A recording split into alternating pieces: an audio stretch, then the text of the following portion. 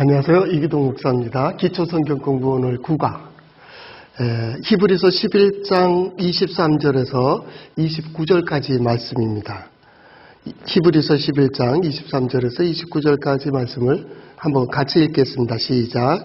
믿음으로 모세가 났을 때 그 부모가 아름다운 아이임을 보고 석 달 동안 숨겨 왕의 명령을 무서워하지 아니하였으며 믿음으로 모세는 장성하여 바로의 공주의 아들이라 칭함받기를 거절하고 도리어 하나님의 백성과 함께 고난받기를 잠시 죄악의 낙을 누리는 것보다 더 좋아하고 그리스도를 위하여 받는 수모를 애굽의 모든 보화보다 더 큰 재물로 여겼으니 이는 상 주심을 바라봄이라. 믿음으로 애굽을 떠나 왕의 노함을 무서워하지 아니하고 곧 보이지 아니하는 자를 보는 것 같이 하여 참았으며 믿음으로 유월절과 핏불이 있는 예식을 정하였으니 이는 장자를 멸하는 자로 그들을 건드리지 않게 하려 한 것이며 믿음으로 그들은 홍해를 육지같이 건넜으나 애굽 사람들은 이것을 시험하다가 빠져 죽었으며. 오늘은 이제 믿음으로 모세는 이라는 주제를 가지고 신앙 그리고 신앙생활이 뭐냐라는 것을 한번 살펴보려고 합니다. 우린 계속해서 처음 일가서부터 신앙 그리고 신앙생활을 살펴보았습니다. 그러니까 신앙이 있고요. 그 다음에 생활이 있죠. 신앙생활이 있죠. 이게 신앙은 어디서부터 시작했어요? 하나님의 구원의 역사로부터 시작됐죠. 그리고 우리는 하나님께 대한 믿고 따르는 신뢰, 곧 믿음으로부터 시작됩니다. 이걸 이제 신앙 이렇게 얘기합니다. 왜 믿고 따를까요? 구원의 역사가 보여지고 들려지고 있기 때문에 그래요. 그래서 그 신앙이고 보여지고 들려져요. 뭐가요? 하나님의 능력과 지혜가 그걸 갖다가 경외라고 얘기하는 겁니다. 경외란 하나님의 역사가 능력이 지혜가 보여지고 경험되어질 때 느끼는 감정이나 어떤 지식을 얘기합니다. 이 신앙을 가지고 생활은 고백입니다. 고백이죠. 그 첫 번째 고백 기억납니까? 예배죠. 그리고 예배한 자가 하나님과 동행하는 거죠. 하나님과 동행하며 평생 구원의 역사를 보죠. 이게 방주를 짓는 노아와 같이 소망을 가지고 이 시대를 살아가게 됩니다. 그리고 그 순간은 믿음으로라는 말은 곧 하나님께 순종하는 거죠. 노아도 순종이죠. 에녹도 순종이죠. 다 순종입니다. 이게 지금 하나의 열매같이 쭉 이어집니다. 아브라함은요, 갈 바를 알지 못하지만 믿음으로 믿음을 따라 살았다 그 말이에요.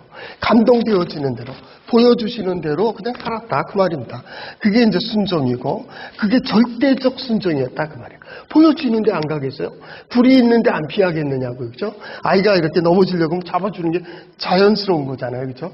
그래서 그렇게 되어졌다. 그리고 오늘 이제 마지막, 이 모든 것들의 마지막까지 우리가 할 것이 있다. 그것이 뭐냐면 축복이다. 바라크라고 하는 축복을 얘기를 했습니다. 이거는 하나님 안에서 그 지혜를, 하나님께서 주시는 지혜를 바라는, 그걸 소망을 두는 겁니다. 오늘은 뭐 하려고 하냐면, 믿음으로 모세를 얘기하려고 합니다. 모세죠?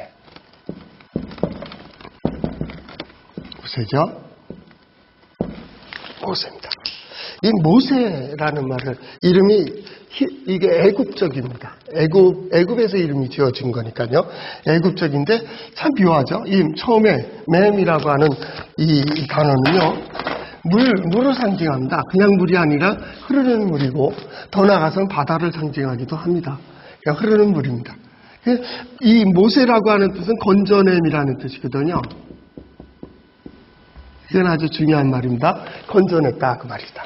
그래서 하나님께서 죽음에 아이들이 다 죽여라 그랬는데 거기서 건져주시고 또 물에서 또 건져주시고 이렇게 되는 겁니다.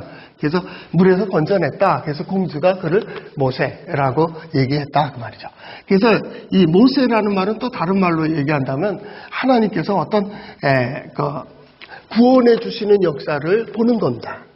그래서 모세를 통해서 우리는 이제 하나님의 구원의 역사를 본다. 그 말이 해라고 하는 단어는 재밌습니다. 이거 창문같이 생겼죠? 예. 집에 창문으로 하나님의 역사를 보는 겁니다. 이렇게. 그때 모세. 그렇게 이해하면 쉽습니다. 그래서 모세라는 거죠.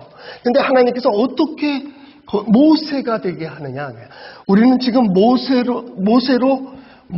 되게 하는 어떤 애굽적으로 본다면 모세라고 이제 이렇게 쓰는데 모세가 되게 하는 그 과정을 보는 겁니다. 그것은 뭐냐면 첫째는 그 믿음의 과정에서 성장하게 합니다. 그래서 석 달 동안에 이렇게 길러지고 넉 달 동안 길러지는 그 과정 속에 감춰지죠. 하나님의 영이 감동시키죠.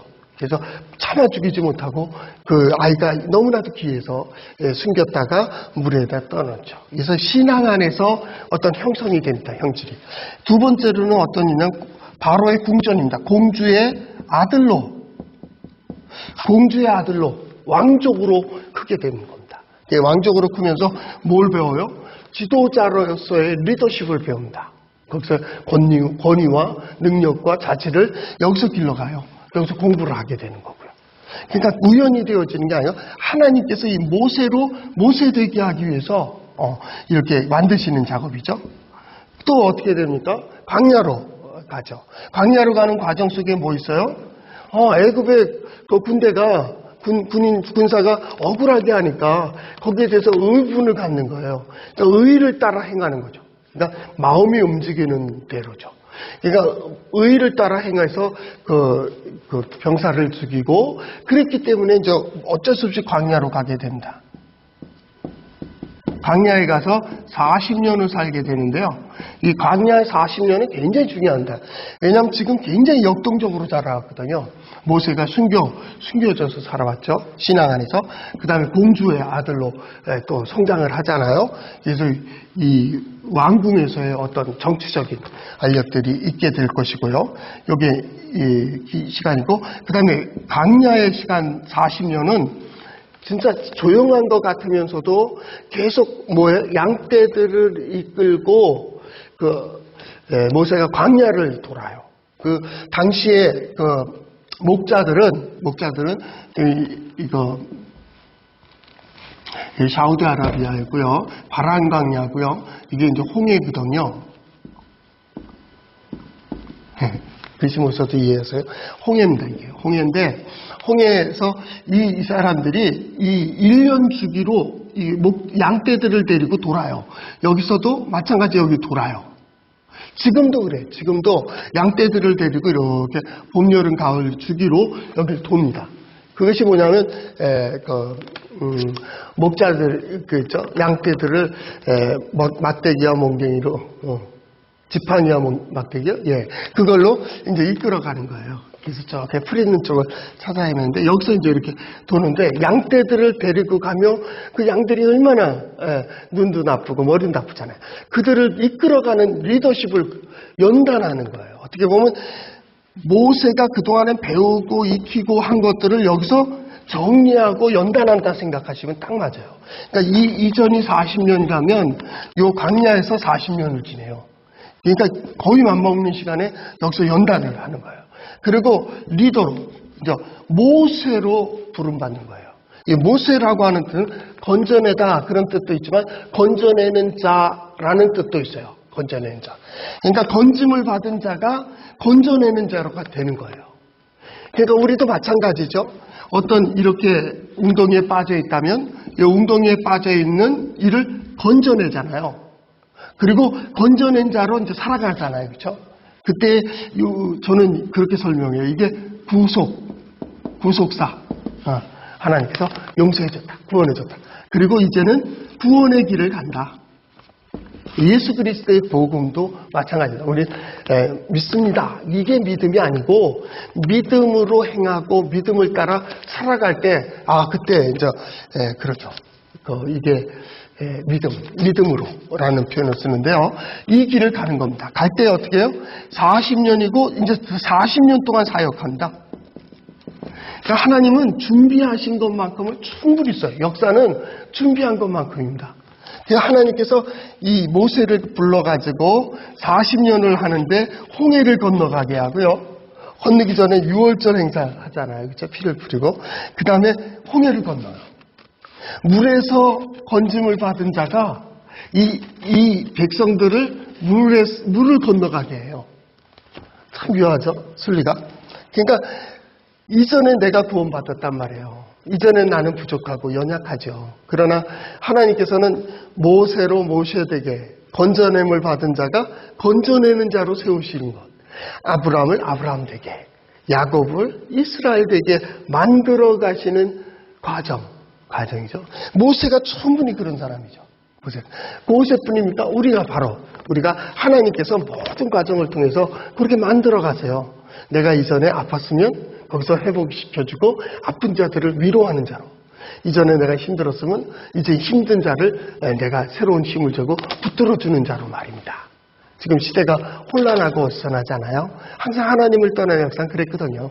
우리가 하나님의 백성으로 부름받았다면 하나님의 자녀로서 하나님의 자녀 되게 하는 과정이 바로 신앙생활이에요. 신앙생활. 바로 모세를 통해서 배우는 거죠. 여러분 마찬가지로 내가 오늘 하는 일이 무슨 의미가 있을까? 신앙생활에 무슨 의미가 있을까? 시간이 지난 다음에 보면 멋진 하나님의 지도가 그려지는 거예요. 마찬가지로 그런 지도를 보는, 그거로 믿음의 사람들이 얻었던 증거를 얻는 그런 삶을 살아갈 수 있기를 바랍니다. 수고하셨습니다. 다음 시간에 뵙겠습니다.